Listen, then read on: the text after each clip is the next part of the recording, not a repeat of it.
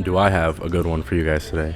Welcome to the forum with Julian Sorones. My name is Julian, and I'm very happy, very happy that you are here with us today. We're going to talk about a few of the things that 5+ years of musical performance taught me as a person and how it helped me grow as a person. This evening, of course, La Luna Cafe, Tea and Dessert Bar. Again, thank you for having me here on the premises, able to record this podcast.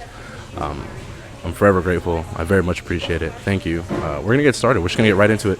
A little bit of background. I have been a musician for over 8 years. I've been performing music for as long as I can remember, honestly. It might have been even longer than 8 years, right? So particularly, I performed saxophone, right? Saxophone performance, whether it was in a big ensemble, anything like a wind symphony, jazz band, jazz quartet. I did a couple solo gigs as well, all over Las Vegas. Through those years, I picked up so many things that I use to my day-to-day life now that I don't really perform music as much or at all. I think what I've learned these past few years of musical performance can be applied to anything that you do in your day-to-day life, right? So the first thing that I want to talk about is the practice aspect of it. I think practice is one of those things that us musicians, a lot of us don't like, if not the majority of us don't like. Why? Because it's something that really peels us apart and picks us apart and shows to us what we kind of suck at, what we're not good at as musicians. And that can be really demoralizing. Once you break the barrier of thinking of practice as something boring and you see it as a way to improve, you're going to go so far as a musician, as anything that you do, in any art or any kind of field that you're in. Practice makes perfect, and that's really the bottom line of it, right? Practicing and seeing what you're not good at is, again, like I said, demoralizing, and it's difficult to take in. It's difficult to accept it for what it is. But if you do accept it and you pick it up and you move forward and you get better at it, what's going to happen? You're going to get better, right? Naturally. I mean, that's kind of how this whole music thing works. You're going to get better. You're going to become a better musician that way. And not a lot of people understand that. A lot of people practice, or they say they practice, and they kind of practice the things that they're good at.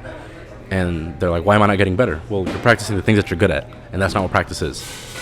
A lot of people ask themselves, why am I not getting better at practice? And it's because a lot of people practice the things that they already know how to do. You practice isn't supposed to sound good. And that's the hard truth, right? Practice isn't supposed to sound good. You're supposed to sound bad, if anything. You're supposed to sound bad when you're practicing. Why? Because you're practicing the things that you're not good at. That's what makes practice so difficult. A lot of people see themselves suffering in practice, or they see themselves not particularly succeeding in practice, and that's because they're trying to see the bigger picture for something, or they set unrealistic expectations for themselves, and that's a big problem. That's the difficult thing about practice, is it really exposes your weaknesses, and a lot of people can't accept the fact that they have weaknesses in their performance, in their craft. But once you're able to accept that for what it is, you will find yourself to be a better whatever. A better musician, artist. Again, like I said, any field that you're in, if you consistently practice and recognize what you're weak in and continue to improve that, you're going to be just fine. Things are going to work out.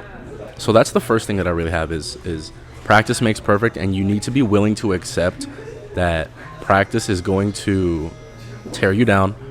It's going to make you reconsider your decisions, and it's going to make you reconsider your skill. But you have to be mentally tough and kind of just push through it and understand that practicing is for your own good, believe it or not. A lot of people hate practicing. A lot of people need their teachers to literally force them to practice. And that's fine. I mean, do what you got to do to get those practice hours in. But ultimately, understanding that it's for your own good rather than to tear you down and make you look bad is super important.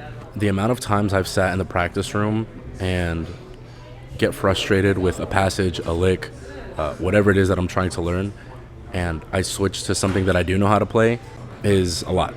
I've done it a lot of times. Why? Because as people, we naturally seek validation. We seek that feel-good emotion in order to compensate for what we felt moments prior, right? So you need to refrain from resorting to self-validation if something's not going your way in the pursuit of learning. The action of learning is supposed to be humbling in a way, especially if it's something new. Especially if you're good at something else and you're trying something new and you turn out to be bad, that's a difficult pill to swallow. You're used to being good at something and now you're starting from square one. That's a frustrating feeling. But you have to understand, you're human, and you have to understand, easy does it. Little by little, you will be learning. You will be getting better at whatever it is that you're trying to do, right? And it all starts with practice. Practice is so important in anything that you do in life. Second, this one's also another hard pill to swallow. Motivation isn't real. I said it. Motivation isn't real. It is made up, unfortunately. And you can argue, oh, well, I see this person do this thing, or I listen to this talk, or I listen to that talk, I listen to this seminar, that seminar, and I feel better and I want to go do something. Okay, so that's not going to stick forever. Sorry, I hate to break it to you. That's not going to stick forever. That feeling of motivation, that's not going to stick forever. It's going to wear away eventually. Sooner than later, you're going to think that you can conquer the world because you saw Dwayne "The Rock" Johnson tell you that you can do it, and that confidence is going to go away so fast it's not even funny, right? We all have those moments at 2 a.m. We get that sudden up motivation. We clean our room, we do 50 push-ups, and then go to bed the next morning. We feel the same. We feel just as bummy as we did the night prior before that 2 a.m. Motivation hit it. It's not real. It's a small spike of, I guess, determination, if you will. And that spike of determination isn't going to last forever. And that's where discipline comes into the equation. Former boxing heavyweight champion Mike Tyson said, discipline is doing something that you don't like, but doing it like you love it. That's the bottom line. That's what discipline really is, because ultimately, you're not going to want to get up and practice every day. You're not going to want to put the work in sometimes. Sometimes you kind of just want it handed to you, and that's just not how this world works. That's just not how this works. You need to work for it, and sometimes you're not going to want to work for it, and you got to push yourself to work for it, right? We've all heard the saying, Rome wasn't built in a day, and it really wasn't. You know what I mean? It was a long process. It was a long step-by-step process to building this big empire, and we can compare that empire to whatever it is that you're trying to do. You're not going to automatically be great at whatever you're doing. Again, like I said, that's just not how this works. You need to put in the hours that other people aren't willing to put in. And if you're not willing to put in those hours, you're going to end up just like the rest of them. You're going to end up just like the rest of them, right? You're going to be mediocre, you're going to be average. And that's not what we want, right? We want to be great. We want to do something big. We want to do big things, great things. We want to be above average. We want to be among the top 1% of performers in whatever field that you're in. It starts with practice and it starts with discipline. And those two things tie in with each other. You need to have the discipline to get up every day and practice and do what you want to do. If you don't have the hunger for it, if you're not willing to get out and do what you want to do, or do what you got to do, you're going to end up with the rest of them. You're going to end up with the rest of the average people that do average things and are average in their average field. Nobody wants that. That sucks. This tied into my musical career because there was so many times where I wanted to ditch practice, and so many times where I did ditch practice or rehearsal or whatever it was because I didn't want to. It's that simple. There's no real reason to miss practice if it's your decision. Emergencies happen, things happen, that's fine. But if you're missing practice willingly, there's no excuse for it. There's no excuse for it. There isn't. When you break down your excuse as to why you don't go and get after it, it's because you're lazy. It's because you don't have the discipline for it. It's because you don't have the motivation. Motivation, that's not, again, we talked about that, it's not real. Motivation is an excuse. You have to have the discipline to get after the things that you want to get after. You're going to wake up some days and you're not going to want to do anything. All right? You're going to lay in bed, you're going to have Dorito crumbs all over your shirt, and you're going to wonder why you're not getting better. Well, consider the position that you're in. You chose to be in that position. You chose not to go to practice. You chose not to go to class. You chose not to do this. That's going to contribute to you being good at what you want to get good at. It's a simple equation. People overcomplicate this. They overcomplicate the idea of how to get good at something. It's easy. It's such an easy equation. It's a simple 2 + 2 equation. Discipline, practice, the hunger to get after it. You're going to do whatever that you want to do. You're going to do whatever it is that you want to do because you put the work in. Hard work is always going to get repaid in positive results. Always, always, always. I've never met somebody that says, I worked so hard for this and I'm still failing. No, I've never met one person. I've never met one person that says, I put in all the hours, I do everything I need to do, I'm consistent, and it's still not working out. I've never met a person. If you have, please let me know, because I've never met a person like that. Think about the greatest to ever do it in your field, whatever it is. We're going to say basketball. Kobe Bryant. What do we know Kobe Bryant for? His work ethic. You ask him what his secret is, and he would always say, hard work. Dedication. Putting everything you've got into what it is that you want to do. There is no other way to put it. Hard work. Discipline yourself. Even on the days that you don't want to. Think about it. Okay, well, if I'm tired and I don't want to do anything today, I don't want to get out of bed, I'm not going to get any better. But if I push through it, I put my pride aside, I put my sloth aside, and decide that I'm going to get after it today, what negative effects are you going to get out of it? I've never met somebody that says, I got worse because I practiced. You only get better. So yeah, it's going to suck when you wake up and you're not going to want to do anything, but you still decide to get after what you're getting after, and you get a good result out of it. Chances are you're going to feel good after too. That's another thing. Yeah, in the moment it's going to suck, and in the moment you're going to be thinking to yourself, oh my God, I should have stayed home. Oh my God, I should have stayed in bed. But at the end of it, understanding that you got better, understanding that you did something for yourself that contributed to what you're getting after, it's going to feel so good. It's one of the greatest feelings because you know that you conquered yourself that day, that you conquered your mind, right? Control your thoughts, conquer your thoughts. You can conquer anything that you want to do. And we talked about that in the first episode, right? One of my favorite ones that really helped me see music in a different way is you will never be perfect. You will never be picture perfect, top notch, perfect technique, whatever. Never. It's impossible. It's impossible to be perfect. Why? Because there's always new things to learn. And we're going to get into that in a minute. You have to be able to come to terms that you're not going to be perfect. That passage that you're learning, it's probably never going to be perfect. You're always going to miss something. Even if it's the tiniest little thing, it's never going to be perfect. And when I realized this, it really bothered me. Oh my God, it really, I get frustrated just thinking about it. I remember when I first realized that I was never going to be the perfect player, it shattered me. It was worse than a heartbreak, man. That was terrible. Understanding that you will never be perfect is, like I said, it's difficult. It's a hard pill to swallow.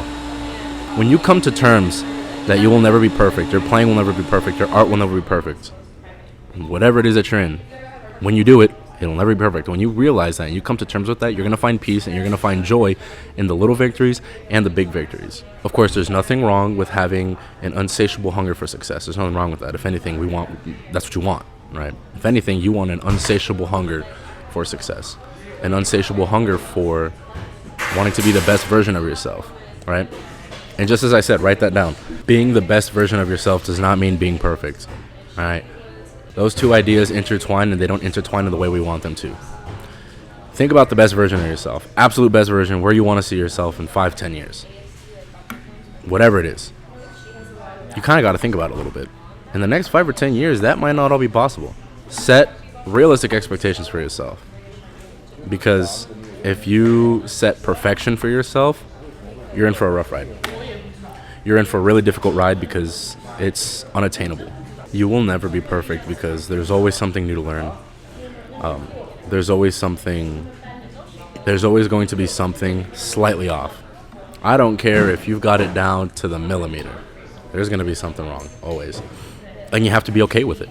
You have to be okay with it because as long as you know that you did it to the best of your ability, like I said, you put the hard work, you had the discipline, and it's not perfect, okay, so doesn't matter because you know that you put the hard work and you know that you put the discipline in, and that in itself is a good enough feeling because you know that you worked for it, right?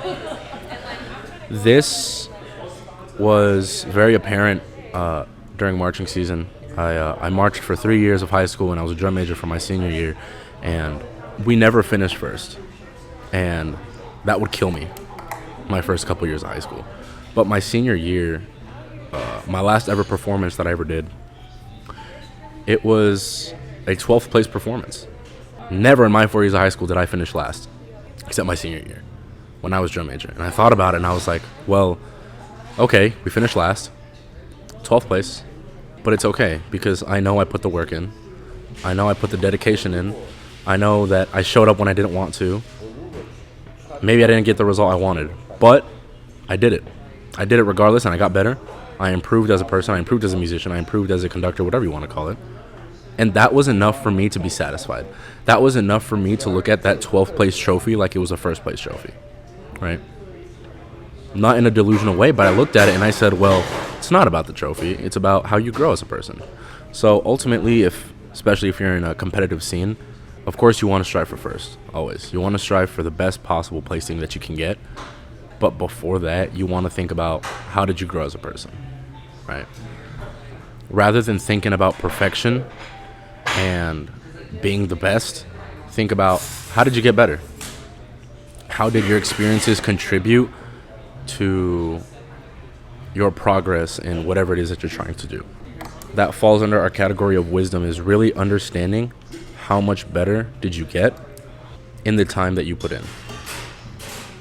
Like I said, I've never met a person that's put hard work and dedication forward and got worse. Never met a person like that. Never. It is significantly important to realize the fact that perfection is never the goal. It's just getting better. If you're not willing to accept that, like I said, you're going to be in for a rough one. You're going to be in for a really difficult time.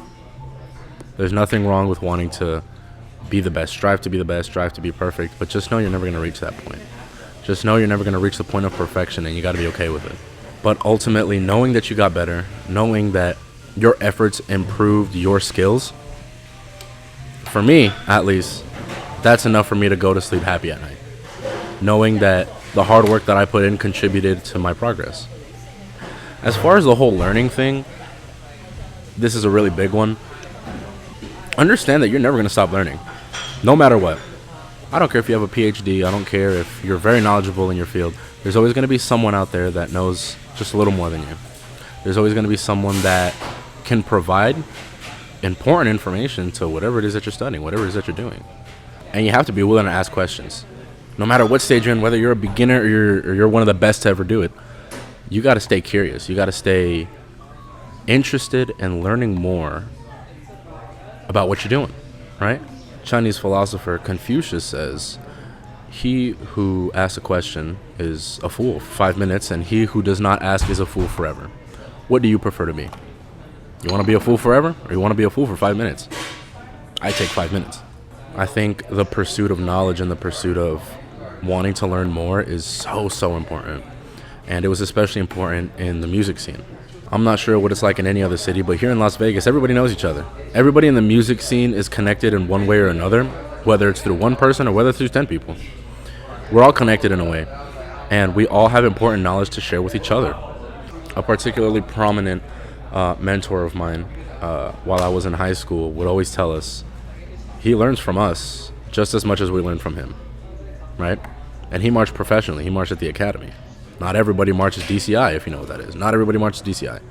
But for those who do, it's because you're good. And even then, he has the humility to tell us that he learns from us just as much as we learn from him. That's because he stays open-minded and he's willing to learn, right? You can't say that you know everything because you don't. And you need to be able to put your pride aside and ask questions. If you're struggling with something, either you're going to keep struggling or you're going to ask questions. Yeah, like Confucius said, you're going to look silly for a little bit, but I'd rather look silly for a little bit than look silly forever. Again, this also ties back into willing to grow and the importance of progression. And that progression is going to come from asking questions. Don't be afraid to ask questions. It's not that bad. If anything, asking questions and having that trait of curiosity about you will make you look better as a person. Why? Because it tells people that you're not a know-it-all. It tells people that you're willing to learn, that you have the humility to continue to learn, continue to grow, no matter what stage of progression you're in, right? Of course, the pursuit of whatever you're doing is a never-ending journey, but some people are more ahead than others. Go ask the people that are more ahead than you. Ask the people that are smarter than you, because they're always going to be there. There's always going to be somebody better than you in your field. Always. Always. There's always going to be someone better than you. And recognizing that there's someone better than you is important, because from them you can learn. If they're not snobby, rude people, I guarantee you they're willing to help out, because they were in your shoes at one point. They were in your shoes at one point. They were a beginner too. They were in the stage that you were in too. So why don't you take from them? Ask questions. Ask questions. That's what this, I guess, particular lesson that I'm trying to explain to you guys right now is ask questions. Don't be afraid to ask questions. Of course, like I said, you're going to feel silly. Maybe the answer might seem obvious when you get it. But what matters is you got the answer, right? That you got the answer and you're able to apply it to your learning, and you can move forward and you can progress, because ultimately that's the goal, right? You never want to plateau in whatever it is that you're doing. Plateauing can cause a lack of love for what you're doing. Lack of love for the game, lack of love for whatever it is that you're doing is going to tear you down. And that brings me into my next topic, which is never forgetting your why. Your why should typically stem from you, as in, I'm doing this for me. You might do it for somebody else, but typically you want to do it for you. You want your why to revolve around you because you're the one doing it and you're the one that's getting after it, right? There is a sense of humility in doing it for somebody else, but primarily today we're going to focus on your why being you, right?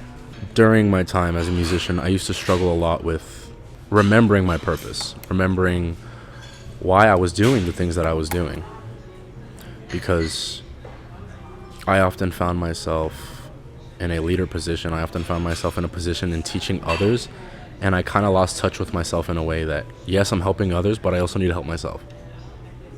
And this can kind of delve into the topic of not setting enough time for yourself in order to help others, but we're going to get into that in a different episode. For now, realize your why. Think about your why. Your why is so important, man. I can't stress enough how important having a why is. Because if you don't have a why, then what are you chasing? What are you chasing? As a musician, my why is I want to be able to perform at the top level. I want to be able to perform at the highest level. My why included the word me. I want to perform at the top level. I want to perform at the highest level, and I want to perform this, right? I want to get after this certain topic. I want to get after this. I want to get after that. I want to get after X. I want to get after Y. If your why revolves around you, keep it that way. Don't ever switch your priorities for anybody. As a person who's in a pursuit of whatever it is that you're pursuing, your reason should always be you and your progression. Until you become a master and a teacher of whatever it is that you're doing, your first priority should be you. How am I getting better? How am I doing this? How am I doing that? I found myself in leadership positions. That didn't make me a teacher. That just made me a mentor. That made me something that, or someone that people could look up to and people could follow. But I wasn't micromanaging every little person like a teacher would. And I didn't really understand that. And that's why my priorities shifted in a way that hindered my performance, hindered my progress, hindered my ability to perform and play. I got to a point where I was no longer performing for myself, but I was performing to please other people. I was performing to please a third party that couldn't make their dreams a reality, so they wanted to see their dream become a reality in me. And unfortunately, that created a huge loss of love for musicianship, for performing, because I found myself putting my best foot forward so this person would be satisfied. I put my best foot forward because I wanted to make sure that this person was happy with my performance, right? And I realized doing this for somebody else it's not enjoyable, right? Because then comes their influence, right? Then comes their influence or their ideas that might not align with yours. And that's going to create a huge problem. And that's exactly what I went through. This person wanted me to perform this kind of music at these kinds of places for these kind of people. I don't want to do that. But I did it because I wanted to please them. And that's a huge problem. That's something that is detrimental and extremely dangerous to your pursuit, to your craft. That was the last sip of my red velvet latte. Very unfortunate. Realizing that the only person that's going to contribute to your progression truly is you. Of course, you're going to have influence of other people, and you're going to have classmates and teachers, and that's great. But a teacher can't force you to play. A teacher can't force you to get better. A teacher cannot move your fingers for you. A teacher can't strum the guitar for you. You've got to do it. They can only tell you so much and help you in so many ways before you decide that you want to get after it. And that's why you should be your reason, because you're the one getting after it. You're the one that's putting the work in. I mean, there's no more really to say about that. So I want to move on to the next lesson that I learned. You're going to get out what you put in your craft. If you put in 25%, you're going to get 25% out. If you're going to put in 100%, you're going to get 100% out. Like I said, hard work is never going to fail you. Discipline is never going to fail you. Getting up and doing the things that you don't want to do, but doing them like you love them, is never going to fail you. In the moment, like I said, it's going to suck. It's the worst. I remember so many times where I didn't want to go to a rehearsal or a practice, and I still went, and I was just poopy faced the whole time. I was just like, yeah, this sucks. This is horrible. The marching band was like the biggest thing, like I guess the biggest or the most prominent time this happened. Like I said, it gets hot in Vegas, right? So having to be out in the heat on the turf, getting yelled at by our drum majors and by our staff in 115-degree weather, it's like, oh my God, I'd rather be anywhere else but here, right? But looking back at it now, I realize it was those days. If anything, it was those difficult, annoying, frustrating days that really contributed to my growth, that really contributed to making me a better musician, a better performer, a better marcher, whatever you want to call it. Because if you can get through those days, the mediocre days and the easy days are going to become a lot easier for you, right?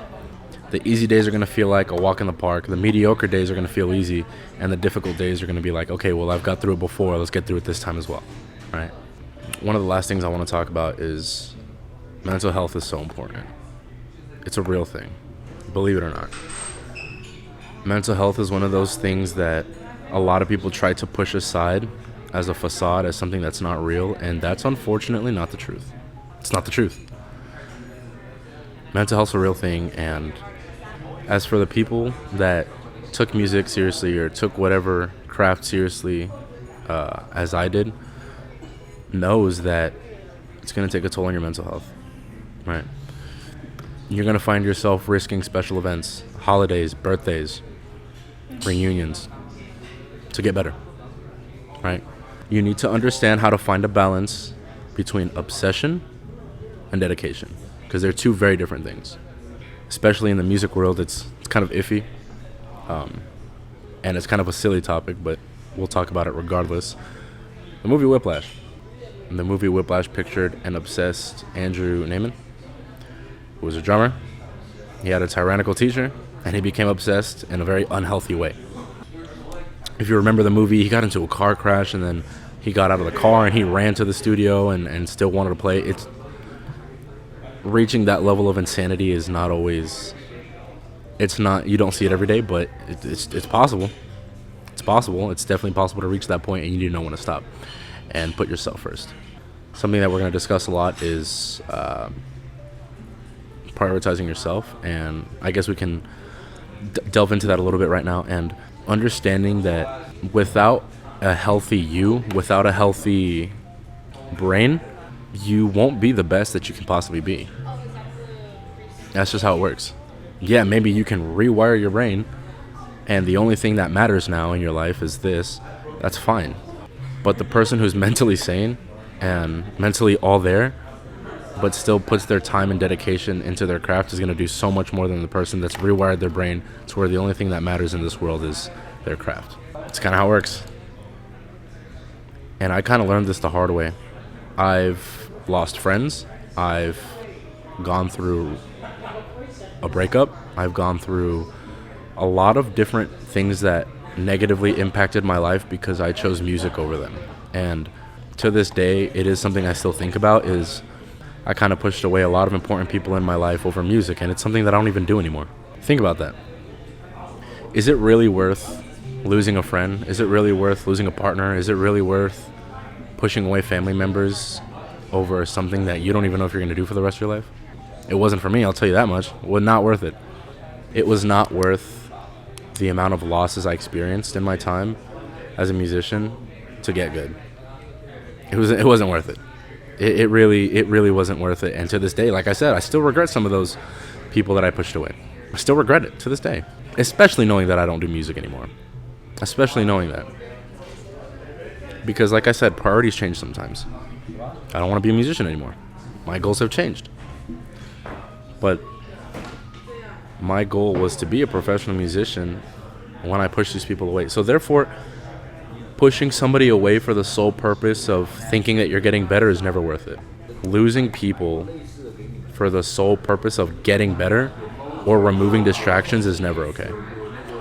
And that's something that a lot of people got to accept. And like I said, I learned it the hard way. Take it from me. I lost so many people because I thought they were distractions. If they're not actively negatively impacting you, if they're not negatively impacting your life and your journey, chances are they're not a distraction. And you have to recognize that. You have to open your eyes to understanding that not everybody is a distraction. Not everything is a distraction. You want to have a side hobby. And for me, I didn't have a side hobby. Music was my life. Music was everything to me.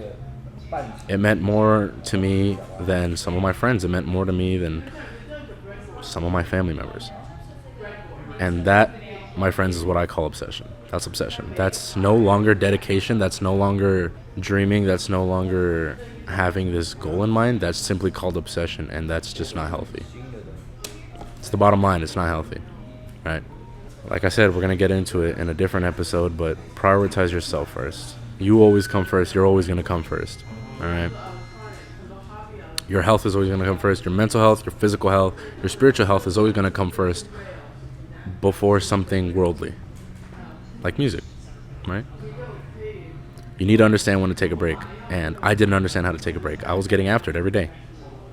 4, 5, 6 hours of practice every single day. Did it drive me crazy? Yeah, it did drive me crazy, but in my mind, I thought it was good for me, and it wasn't. I had so many people telling me that my obsession with music was unhealthy, and those are the people that I pushed away. Those are the people that I cut off. And like I said, I regret it to this day, because they were right. They were right, but when you're obsessed with something, you don't realize that. You know what I mean? And this could literally apply to anything. This can go further than fields of study, than craft. This can really be applied to people, right? Relationships, especially relationships. If you devote your life to one person and everybody else in your life suffers because of it, you got to think about it. Being obsessed with a person is not okay. That is a difficult thing to manage. That is a difficult thing to digest, because it blinds you. Obsession blinds you to the world around you. It blinds you to the people that care about you. And a lot of times when you're obsessed, you're going to get hostile when somebody tells you to back off. You're going to get hostile when somebody tells you to take a break. That hostility is real. That hostility is dangerous to yourself and others. You need to be able to recognize obsession versus dedication, or obsession versus love for whatever it is that you're doing. You got to be willing to differentiate those two. I'm serious. You got to be willing to understand that obsession's not healthy. It doesn't matter what anybody tells you, because if obsession is causing you to not eat, if it's causing you to not talk to people, if it's causing you anything negative that doesn't contribute to the direct progression of what you're trying to do, it's bad for you. It's bad for you, right? When it comes to learning something new, you're gonna gain wisdom. You're gonna gain a lot of wisdom in not just what you're learning about, or not just what you're trying to pursue, but yourself. You're gonna learn a lot about yourself. There is nothing that exposes you so much as a person than I believe personally art, because art in a way is a portal into your soul. It's a portal into who you are deep within, and you're going to learn a lot of things about yourself that you didn't know. You're going to learn a lot of beautiful things. You're going to learn a lot of ugly things. You're going to learn how you handle certain situations, and you got to be ready for that ride, right? But I'm sure for some of you that don't actively partake in an art, whether it's finance, whether it's real estate, whether it's building a business, learning all that stuff, again, you're going to go through stress. You're going to go through a lot of different things that open your eyes to the kind of person you are. And you got to be willing to brace for impact when things hit the fan and it turns out you're a really ugly person under stress, or you're a really ugly person under frustration. Ultimately accept that you're human and you're never going to be perfect, and you're going to go through emotions. You're going to go through a lot of really difficult things in your journey. And if you're willing to be open-minded to that idea, you're going to be just fine. If you're going to be able to distinguish the difference between obsession and dedication, you're going to be just fine. Because once you're obsessed, once you have this unhealthy obsession with whatever it is that you're doing, it's really hard to go back. It is so difficult to go back, it's not even funny. It is so difficult to revert back to your normal self. For me, I was lucky enough to where my process of reverting back to a normal love for music it only took about 2 years, a year and a half, 2 years. But for some people, it's a lifelong journey. It's like an addiction. It's like any kind of addiction, you know. It's a long journey. Like I said, I had a lot of resources and I had a lot of people help me realize the position that I was in, and I received help to go back to, I guess, a normal state of mind. But if that's not available to you, it's going to be a rough ride doing it alone, reverting back to your normal self, because once obsession has you, it won't let go. Once you're caught in the web of obsession, it's hard to pull yourself out. It's difficult to pull yourself out from it. Anyways, to recap, for your notes, make sure you have down motivation isn't real, discipline is true. Write down you can never be perfect, and coming to terms with it. Write down there will always be someone better than you, and to learn from them. Ask questions. And write down, never forget your why, never forget your reason, and never forget to not lose yourself. I think that's really the big one here, is losing yourself is so easy. It's so incredibly easy to lose yourself in a passion. It's so incredibly easy to lose yourself in something that you love. And being able to prevent that from happening is extremely important. So, that's going to wrap up our episode. The lessons that I learned from over 5+ years of musical performance. Again, thank you so much for being here with me this week. I hope that you were able to take at least one thing from this video.